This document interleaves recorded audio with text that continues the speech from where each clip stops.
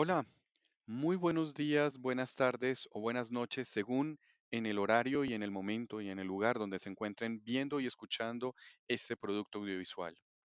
Mi nombre es Camilo Riaño Tovar y para mí es un verdadero motivo de orgullo y de placer estar con ustedes y junto a ustedes en esta publicación de los podcasts que fueron parte también de la actividad final de evaluación en los cursos de Derechos Humanos y Derecho Internacional Humanitario en la Universidad Cooperativa de Colombia, que hemos denominado el Observador Internacional y hacen parte del universo de DIPU para todos. En este podcast que vamos a empezar a reproducir, tuvimos como principal tema la misión de paz de las Naciones Unidas en la República Democrática del Congo. Esta grabación se hizo el miércoles 10 de mayo del 2023 en el marco de la celebración o aniversario de esta misión de paz que ha sido una de las más longevas en el sistema jurídico internacional. Ya lo saben, si les gusta este producto, por favor, suscríbanse, denle like y compártanlo con todos sus seres queridos o personas que estén interesadas en este tema. Gracias a ustedes, disfruten de este producto audiovisual y recuerden que juntos es mejor. Hasta siempre.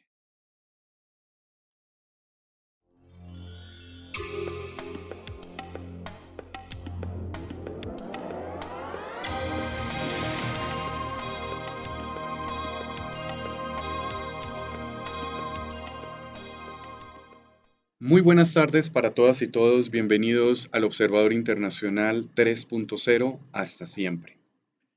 Quiero inicialmente darles las gracias a todos ustedes por el apoyo recibido durante la primera sesión de nuestros podcasts realizados la semana inmediatamente anterior, miércoles 3 de mayo del año 2022. En esta segunda sesión de grabaciones de podcast del Observador Internacional en el marco del curso de Derechos Humanos y Derecho Internacional Humanitario, hoy vamos a tener 4 temas de interés nacional, regional e internacional vinculados al tema central o global de estos podcasts que son el análisis de las misiones internacionales de paz del Consejo de Seguridad de la Organización de Naciones Unidas. Quiero inicialmente darle las gracias a todos los espectadores que están fuera de esta cabina de la Universidad Cooperativa de Colombia y nos ven en Colombia, en América Latina y el mundo, a quienes les mandamos un saludo muy especial desde aquí para todos ustedes. Hoy vamos a entrar a mirar uno de los temas más importantes para mí de la actualidad oscura del derecho internacional público y privado, pero que además es también el reflejo de lo que el suscrito ha mencionado durante los últimos años, la consecuencia de los poderes ocultos de la organización, más exactamente vinculado con ese poder militar y bastante tendiente a la violación de derechos humanos en uno de los lugares más conflictivos del mundo. Hoy vamos a hablar de la misión de paz en la República Democrática del Congo y como lo dije anteriormente en el video de introducción, haciéndole un homenaje a uno de mis grandes compañeros de estudios en Bélgica, al profesor Jean-Paul Mushagalusa, quien otrora fue también docente de la Universidad de Kinshasa, en la República Democrática del Congo, profesor de Derecho Internacional y quien fue víctima de un asesinato por parte de un fuego cruzado en el año 2018, a quien le mandamos un homenaje desde este plano al universo. El día de hoy tenemos a 3 de nuestros invitados que, además de ser estudiantes de este curso, también han sido hijos, por decirlo así, de nuestros cursos de Derecho Internacional. Y como estamos en un país francófono, ¿cierto, muchachos? Vamos entonces a hablar en el idioma o saludarlos en el idioma local de el Congo. Bonsoir Alexandra, ¿ça va bien? Bonsoir. ¿Ça va bien? ¿C'est bien? ¿Tout va bien? Ok. Serge, bonsoir. Bonsoir, profe. Bonsoir Edouard, ça va bien? Bonsoir, profe. Ok, et bonsoir à tous. On va commencer à parler sur la mission internationale de la République démocratique du Congo. Buenos días, buenas tardes y buenas noches para todos nuestros oyentes. Como ya lo mencionó nuestro anfitrión, vamos a hablar sobre la misión de la ONU con la República del Congo. Esta inició en el año 1960, fue la primera misión de la ONU más grande y compleja en ese momento hasta la actualidad, y también una de las que tuvo mayor escala, ya que en su intervención hubo aproximadamente más de 20.000 soldados. Una de sus principales,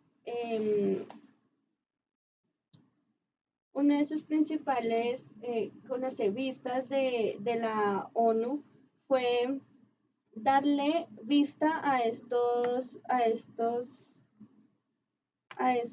personas, dándoles el derecho a la educación, a la alimentación, a la justicia, también ser protectores y promover los derechos humanos de la región. También vemos en eso que una de sus causas al conflicto es la lucha contra el poder, donde etnias, fuerzas como, no sé, la política, grupos gubernamentales y también grupos armados tienen esta lucha constante, y una de ellas es por los recursos naturales, como lo es los diamantes, el oro, el coflán y demás. Siempre está esta lucha constante por quién va a ser ese cabecilla de estos recursos. Otro también causa de este problema es la falta de organización y de desarrollo, que esto hace que la pobreza y la corrupción aumente cada día más. Uno de los principales, digamos, problemas en este también viene a ser como la intervención extranjera. Mucha gente que está afuera de este país vienen acá, y ellos lo vieron como una amenaza y quisieron atacar a la ONU porque se veían que estaban perdiendo ciertos privilegios, lo cual no es cierto, y estaban recibiendo ciertas ayudas. También eh, se hizo un estudio donde MONUSCO es la organización, la misión de Naciones Unidas del Congo. Se hizo un estudio y se dieron cuenta que en esta violación de derechos humanos ellos están investigados. Se hizo como una declaración sobre que ellos tuvieron alrededor de 140 abusos sexuales en el Congo en el año 2004 al 2006, y del año 2008 al 2010 se registraron más de estos abusos. Para complementar lo que decía mi compañera, MONUSCO es la misión de las organizaciones de la Organizaciones de las Naciones Unidas de la República del Congo. Esta misión comenzó en el año 1900, tanto los derechos humanos en la etapa civil.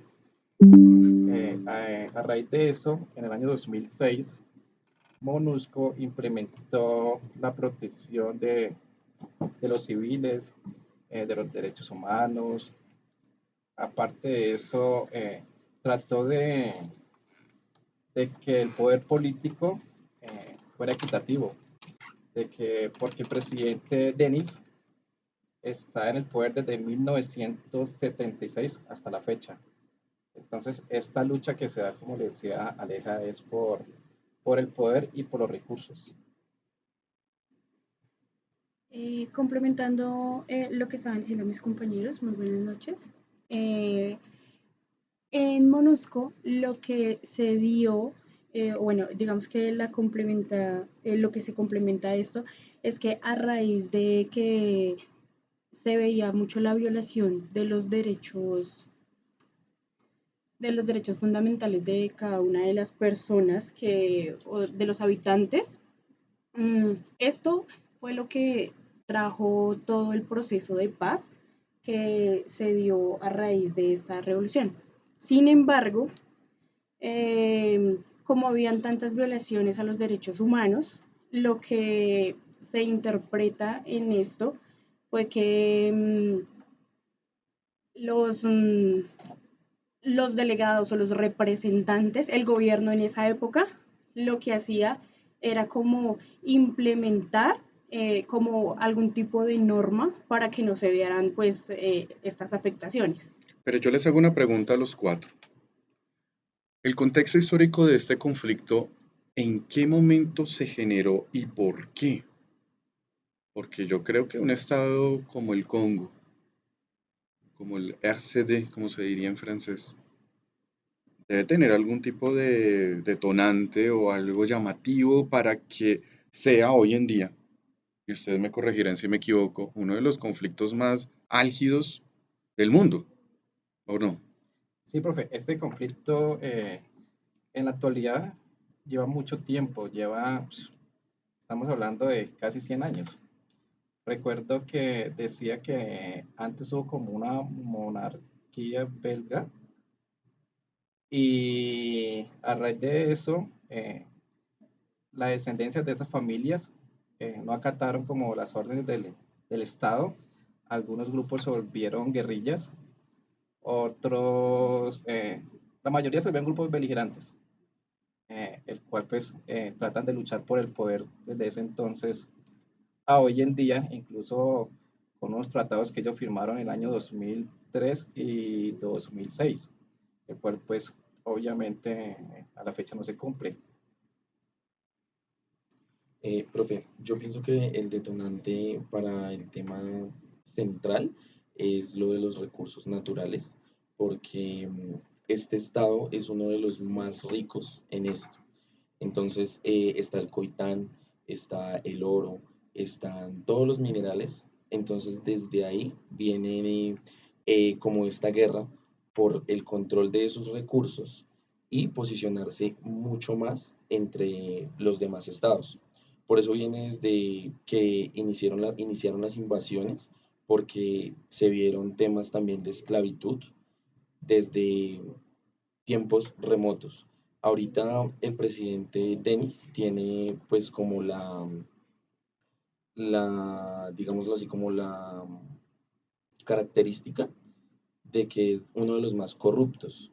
De hecho, la ONU ha mandado también superiores jerárquicos para que investigue porque piensan que los cascos azules también tienen cierta corrupción dentro y por eso es que no ha sido como tan puntual la solución que ellos han planteado. En- Eh, Sí, Jimena. Sí, también tenemos que aclarar que en el 94 ocurrió, pues, digamos que algo muy impactante, que fue el genocidio que hubo de Ruanda, creo que así se pronuncia. Pues, de acuerdo a este genocidio, pues, en 1998 se brindó, pues, hubo como una invasión. Esta invasión fue por los países, sí, los estados de y Ruanda y Uganda, que esto fue lo que detonó pues digamos que este conflicto para que desde el 94 hasta el 98 pues se tuviera digamos que esta guerra.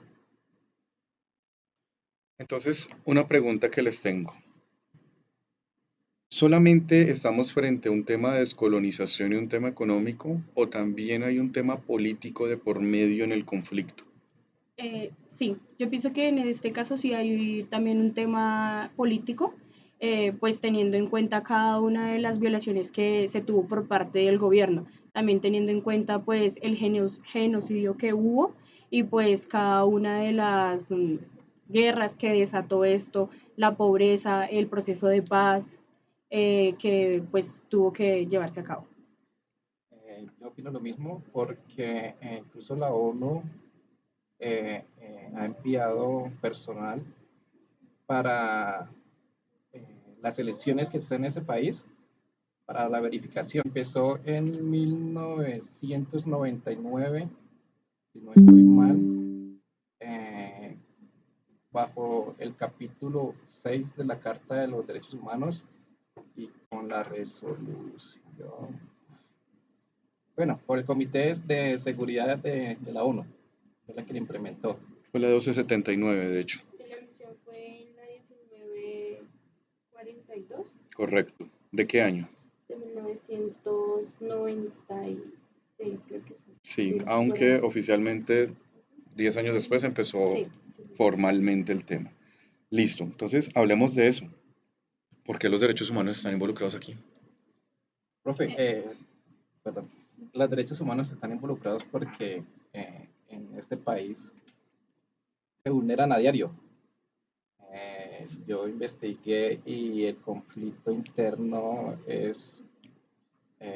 causa hambre, violaciones, eh, tortura. O sea, allá violan a diario los derechos humanos. Eso, como decimos nosotros acá, ese es el pan de cada día. ¿Sí? Cosa muy, como muy triste. Los niños de la República del Congo se ven obligados a aprender los idiomas de, las, de los cascos azules. Allá se dividen como por pelotones, sí, por pelotones, digámoslo así. Eh, eh, Miré donde los niños aprendían, por ejemplo, español con el personal de Uruguay, también con los soldados de Guatemala. Y todo esto a raíz de qué? A raíz que ellos les dan un bombón, un dulce, a raíz de que tienen que pedir comida porque el hambre, la comida escasea. Eh, Se ven muchos ejemplos de esos niños que hoy en día son adultos, los soldados uruguayos y guatemaltecos les dieron como la oportunidad de estudiar, les enseñaron el español. Hoy en día trabajan con la ONU, hoy en día hacen parte de la Organización de las Naciones Unidas. Y pues los derechos humanos y por parte de la ONU pues intervino el Congo pues para ver si pueden estabilizar un poquito el Estado como tal, como buscando y solucionando la paz. Ellos buscaban la cooperación del restablecimiento después de la Segunda Guerra del Congo. ¿Y cuándo fue eso? Eso fue, Creo que en el 96. no, eso fue, Sí, en el 96. Entre el Sí, 96 y el 98. correcto. Y posteriormente hubo una guerra civil a principios del 2000. ¿Se acuerdan? Entre el 2000 y el 2001. Correcto, que fue cuando hubo el tema del conflicto armado y las guerrillas y toda esta cuestión. Bien, entonces la pregunta que yo les tengo es esta. ¿Por qué esta misión internacional es tan polémica? Más allá del tema de te enseño el idioma a cambio de un dulce, ¿sí? O más allá, digamos, de la presencia internacional de tropas de diferentes nacionalidades. ¿Cuál es el tema más coyuntural que hay en la misión internacional? Profe, yo creo que en ese tema también se da mucho, digamos que complementando un poco eso de la presencia internacional en ese estado, es porque el tema de la migración también es muy importante, porque a raíz de la violación de cada uno de los derechos que se vulneran, pues por toda la guerra y pues por todo lo que se vive, las familias, los niños, los adultos están obligados a tener que aprender cualquier otro tipo de idioma, a tener que aprender de cualquier otra cultura de las personas que de cierta manera los invaden o tienen que ir a hacer una representación internacional.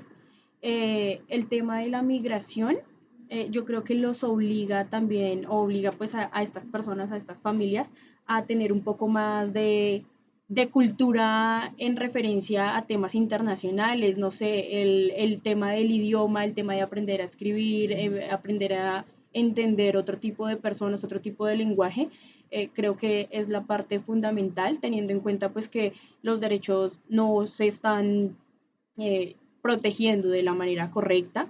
Entonces, no es únicamente el tema de decir, le violaron los derechos a este Estado y ya, sino también yo creo que la presencia internacional que se vive allá es de magnitud, de gran magnitud, porque la población de niños, de menores de edad, también es bastante alta en este estado. Profe, creería también que, como lo decía el compañero Ebra y el compañera Alejandra, esta misión es criticada mucho porque se ven muchos casos de corrupción. ¿Sí? Investigué que hay empresas eh, de celulares, por ejemplo, que se aprovechan de esta situación para comprar el mineral coltán, creo que se llama, pues, para hacer sus dispositivos. Entonces, se ve mucha corrupción en este país. Es que también hay que tener en cuenta el tema de lo que decían ahorita de los recursos naturales. Si es un país rico en muchos de los recursos, lo que van a hacer los demás estados es aprovecharse, sacar provecho pues de esta situación para temas de globalización y de tecnología. Alejandra, Edward, una pregunta. ¿Hay responsabilidad internacional en este caso o realmente es muy poca la que hay? Para mí personalmente no la hay, porque tuvimos la oportunidad de ver una entrevista y ellos decían como bueno, el tema que se estaba manejando Sergio de la corrupción. Allá prometen, digamos, que les van a dar, digamos, educación, esta estabilidad que ellos necesitan, su región necesita y ninguna se cumple. Entonces yo considero, y también por lo que les dije al inicio, que ellos, hizo unos estudios y ellos violaron a muchas mujeres, o sea, 140 de 2006 a 2008 y de 2008 a 2010 salieron otro poco después de denuncias. Entonces digo, ¿cuál responsabilidad internacional hay? Cuando van a un lugar a ayudar y no les están ofreciendo nada, les están causando más daño. Entonces, para mí personalmente no la hay. Edward, Yo pienso que no hay responsabilidad internacional porque es bien visto que el problema es interno. Es de más los propios habitantes que se están como armando y formando unos grupos beligerantes para tener el control de su misma riqueza, pero esto los tiene sumergidos en lo mismo. Es una guerra civil, es una violación de derechos humanos. Entonces, por eso, más que una culpabilidad internacional, lo que hay es una ayuda internacional. pero entonces la pregunta que yo les hago es esta, y a los cuatro. Si es un conflicto interno, como bien lo han mencionado ustedes, ¿por qué se menciona que esta es la aplicación moderna del DIH? Porque eso se dice en los círculos académicos hoy en día. Un ejemplo claro del DIH, la República Democrática del Congo. Y el segundo ejemplo, adivinen dónde está. Pues aquí, correcto. ¿Por Profe, qué? bueno, creo que antes de contestar eso, yo, pues bueno, en lo personal creo que sí hay responsabilidad internacional porque de igual manera están participando. O sea, hay estados externos que participan en ese proceso que está viviendo la República del Congo. Entonces, como lo decía Alejandra, sí van, claramente hacen daño a estos ciudadanos, pero no están aportando nada. Pero entonces sí hay responsabilidad en ese caso porque se supone que si van es para, no sé, llegar a algún tipo de acuerdo, para ayudar a estas personas y pues no están aportando nada. Entonces sí hay responsabilidad internacional, o sea, el Estado los manda para crear una solución, no para que hagan o para que sigan siendo parte del problema. Ujú. Igual, profe, yo creo que los grupos beligerantes reciben mucho apoyo externo de lo que es Ruanda y Uganda, creo que sí sea así. Por tal motivo, la ONU pues tiene que, o la Comisión tiene que analizar ese tema y tratar de buscarle una respectiva solución, de llegar a un acuerdo, de hacer tratados para Bien, que el personal civil pues no se vea, no quede en la mitad del conflicto. entonces, ¿realmente el DIH se aplica acá? Sí. Para mí sí. Para mí sí. Sí, claro. Deme un ejemplo. Un ejemplo del DIH que se aplica ahí es, por ejemplo, los cascos azules, pues tratan de proteger la población civil, de proteger las vidas de ellos. También, pues, como mencioné anteriormente, la ONU trata de que el país tenga una democracia justa, de que no, el poder no se centralice solo en el presidente Denis, porque desde el 79 gobernando, este es el único presidente prácticamente que ha tenido la República Democrática del Congo. ¿Por qué? Un ejemplo, Alejandra, del DIH, que tenga el Congo. Pues, es que no se estaba escuchándolos a ellos y también algo que me da vueltas en la cabeza si es el tema de ellos que no permiten y les asusta que alguien venga y les dé indicaciones de cómo manejar la situación. Entonces, digamos, algo que ocurrió fue que ellos tuvieron ataques con la ONU y hubo resistencia para que no ingresaran al país y se diera a cabo la misión.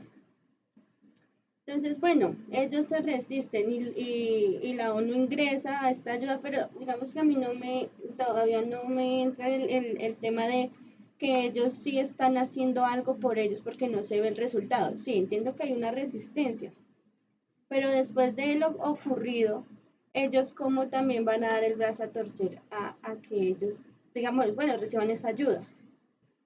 Y adicional, que digamos que también estuvimos viendo, fue el tema de cómo ellos buscan la manera en esos grupos que hay, tanto lo político, lo gubernamental y bueno, también las etnias y los grupos armados, quién toma el poder de todo. Entonces, todavía a mí hay muchas cosas que me quedan en el aire porque es algo que pues no entiendo y no estamos en posición de para saber, digamos, ciertas respuestas de ellos. Entonces, eso sería Ujú. de mi parte. Eduard, Yo pienso que el derecho internacional ha aportado mucho en cuanto a las brigadas que hace para darles a conocer a todos sus habitantes, tanto sus derechos como sus deberes. Em, Claramente estamos ante un ejemplo de dictadura, así como sucede, pues pienso yo, en nuestro hermano país venezolano. ujú. Jimena, Creo que un ejemplo puede ser el proceso de paz, intentando complementar un poco lo que decía Eduardo una parte. Es como por medio del proceso de paz que se llevó desde el 96, 98, si no estoy mal. eh, pues este proceso de paz claramente es un ejemplo de que existe el DIH ahí. Sin embargo, pues una cosa es que se lleve, otra cosa es que se cumpla. Entonces, si tenemos, no sé, como capacitaciones o bueno, no sé el término en este momento, sino como que se les ventila que tienen derechos, se les ventila todo esto, que con el proceso de paz la situación mejora, pero lo que hace no es eso, lo que hace eso es empeorar. bien, yo quiero simplemente dar una cotación final, porque ya por tiempo vamos a ir cerrando esta sección del programa, agradeciéndole también a Nicolás Castro, que es estudiante de séptimo semestre que está en línea. Hola Nicolás. Y quien ha estado muy atento a los podcasts que ustedes han hecho. Y es algo que con él compartíamos la semana pasada, precisamente en el curso de Derecho Internacional, y es que hay mucha similitud en el tema congolés con el tema colombiano. Es muy parecido, es una radiografía a la manera africana de lo que es un conflicto armado interno. En este caso no cabe la menor duda que hay una alta presencia del DIH en el sentido de lo que no se debe hacer en un conflicto, que ustedes muy bien lo han relatado, sobre todo en el tema de las prohibiciones de la aplicación de las leyes de la guerra, en el tema de los abusos sexuales, que eso es el caso más ejemplar para mal que hay en el Congo. Y lo que llama la atención es que este caso, todo el mundo cuando dice o tiene la visión de decir abusos sexuales, necesariamente lo vemos hacia abuso hacia una mujer, hacia una niña, hacia una anciana. Pero este caso es muy particular, como lo veremos más adelante con el asunto de Kosovo, que aquí también hubo abusos de hombres y hacia hombres, como el tema de la chocolatina por el idioma. como el tema de favorecer satisfacciones o placeres sexuales, ustedes saben a qué me refiero, a los soldados internacionales, para, digamos, tratar de suplir ese tipo de, digamos, animadversiones que todos los seres humanos tenemos. Algunos con el alcohol, otros con el tema sexual, otros con los vicios. Ver Laura en América, bailar reggaetón, ¿cierto? Eso es normal, eso es un vicio, ¿cierto? Estar en el celular, escribir mal, también, ¿cierto? Eso es un vicio. O querer escribir mal, ¿cierto? Sí, ustedes saben que todos los seres humanos tenemos vicios. Pero acá muchos dicen, y se los voy a decir de una manera muy personal porque yo estuve en Kinshasa, la capital de la República Democrática del Congo, ¿cierto, Alejandra?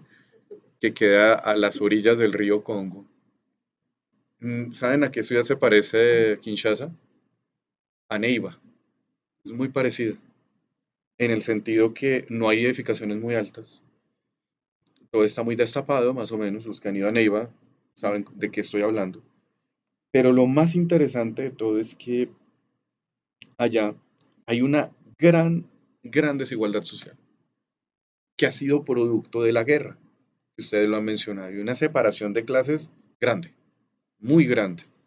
Y lo más interesante de todo es que allá la gente vive con la violencia como si fuera algo ya nacional, algo estructural de la gente.